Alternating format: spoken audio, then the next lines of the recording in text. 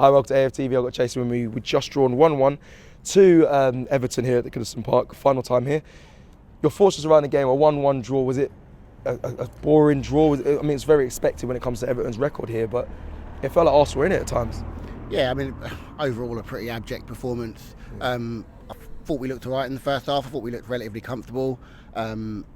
I think the first 5 minutes of the second half really set the tone, and where we weren't at the races, and they capitalised. And then once they got back into the game, it made it such a different game. At 1-0, they kind of had to come out of their shape a little bit. They kind of had to be a bit more experimental. They kind of had to push men forward. They kind of had to gamble a bit more. We started to see a few more transitions where we had opportunities to kind of capitalise. We weren't necessarily able to, but after that first 5 minutes, they then get back into their shape. Pickford's taking his time, he's managing the game. The referee's not dealing with it.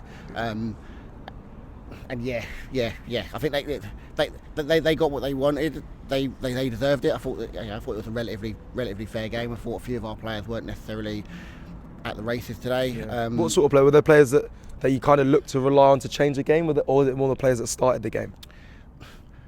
Combination of both. I thought.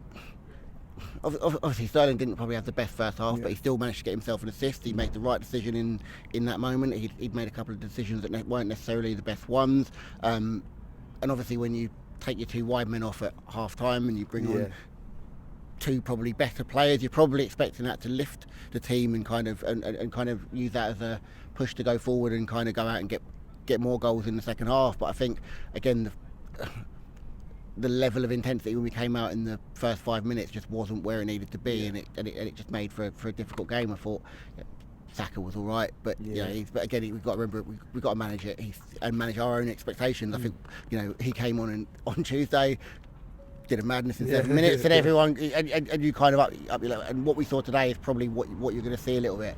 Same with Ben White a little bit. I thought elements of sloppiness in his game, but that comes with not. At some levels that comes with, and that comes with not playing the minutes consistently. That when he comes in, he plays minutes regularly. I think we've seen it with Marino. So Marino's now getting minutes, and we're now starting to see a different player. He looks far more confident on the ball, far more comfortable. Players kind of know what to expect from him. He trusts them, they trust him, and you get that even if he's been playing those minutes in a position that he wouldn't necessarily expect to play them in.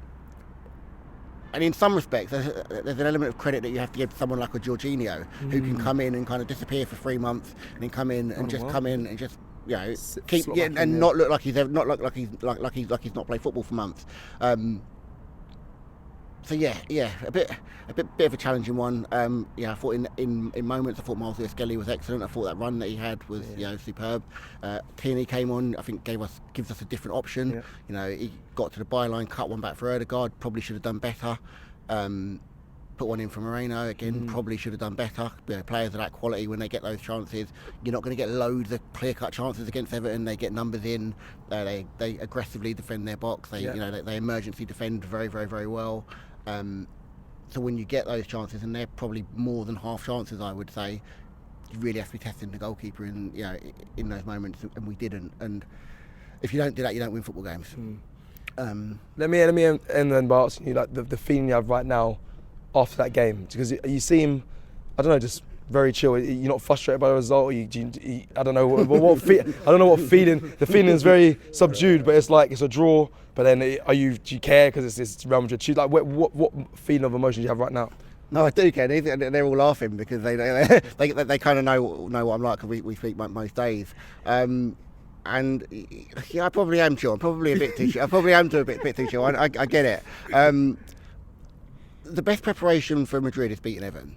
And I said that after the game when we played Fulham and we won that game.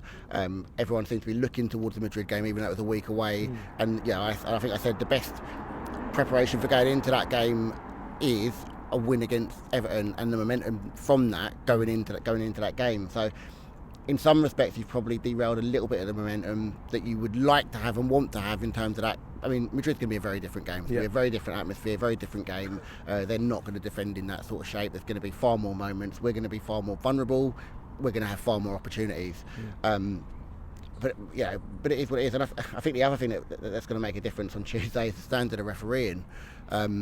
Because, from what I saw, and I need to probably go back and look at it again, it looked to me like the contact, in terms of the worst part of the contact, looked to me outside of the box. Right. And I thought, even though he blew for a penalty, I thought that what he was actually trying to see is whether the contact was even inside the box. Now, it looked to me like the tussle that happened was the worst part was outside the box. And yes, they've both fallen over in the box. Is that a penalty? To me, no, absolutely not.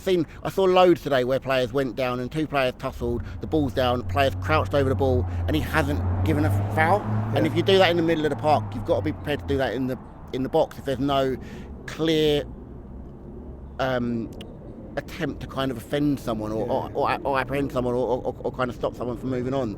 And obviously the situation at the end, I thought Trossard was lucky. It looked to me like he had a swing at the player.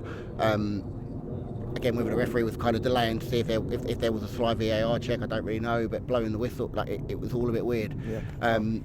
But we go on to Madrid. It's a massive game. I've always been confident going into that. I'm probably the only one that I know that is confident going into that game. And they'll be on to me when when people see that in the comments. And I might have the last laugh on Wednesday. Who knows? But fundamentally, yeah, I'm confident going into that game because I think it's a very different game.